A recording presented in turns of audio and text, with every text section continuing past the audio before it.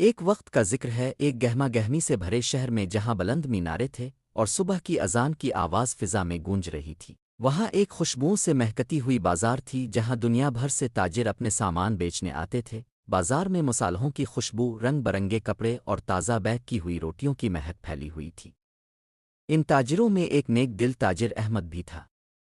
احمد کو شہر بھر میں نہ صرف اپنے خوبصورت اسٹال کی وجہ سے جانا جاتا تھا جہاں چمکتے کپڑے اور جواہرات تھے، بلکہ اس کی ایمانداری اور خلوص کے لیے بھی مشہور تھا۔ احمد ہمیشہ روایتی مسلم لباس، لمبا چوغا اور ایک ٹوپی پہنتا تھا جس سے اس کی اپنی ایمان اور وراثت پر فخر ظاہر ہوتا تھا۔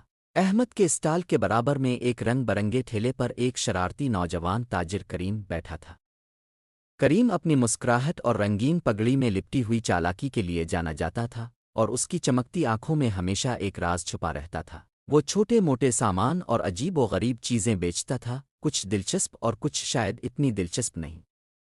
ایک مصروف صبح جب لوگ بازار میں ایک اسٹال سے دوسرے اسٹال پر جا رہے تھے، ایک امیر مسافر بازار میں آیا۔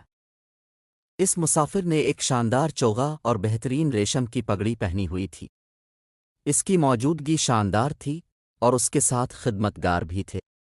وہ کسی خاص اور عزیز شخص کے لیے ایک تحفہ خریدنے آیا تھا۔ بازار میں داخل ہوتے ہی مسافر کریم کے اسٹال پر چمکتے ہوئے چاندی کے کنگنوں کی آواز سے متوجہ ہوا۔ کریم نے فوراً موقع دیکھ لیا اور مسافر کو اپنے سامان دکھانے لگا، ہر چیز کی تعریف ایسے کر رہا تھا جیسے وہ دنیا کی بہترین چیز ہو۔ مگر مسافر، جو کہ عقل مند اور تجربہ کار تھا، آسانی سے دھوکہ نہیں کھاتا تھا۔ تم نے ان چیزوں کو خوب چمکایا ہے، اس نے مسکراتے ہوئے کہا، لیکن یہ اس کے لیے نہیں ہے جسے میں متاثر کرنا چاہتا ہوں۔ مایوس ہو کر کریم نے آخری کوشش کی۔ اس نے ایک ہار اٹھایا جو کافی سادہ تھا اور کہا کہ یہ دور دراز علاقوں کی بہترین جادوئی طاقت سے ممور ہے۔ اسی وقت احمد، جو کہ احترام سے دیکھ رہا تھا، نے مداخلت کی۔ معزز سر، اگرچہ میرا دوست یہاں نیک نیتی سے کوشش کر رہا ہے۔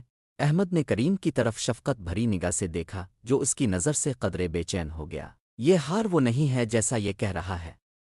برا کرم مجھے موقع دیں کہ آپ کو اپنا سامان دکھاؤں۔ تجارت میں سچائی میرا وعدہ ہے جو میں کبھی نہیں توڑ سکتا۔ مسافر نے سر ہلایا، احمد کی سچائی سے متاثر ہو کر۔ بہت اچھا، اس نے کہا۔ احمد نے احتیاط سے ایک نفیس کپڑا نکالا۔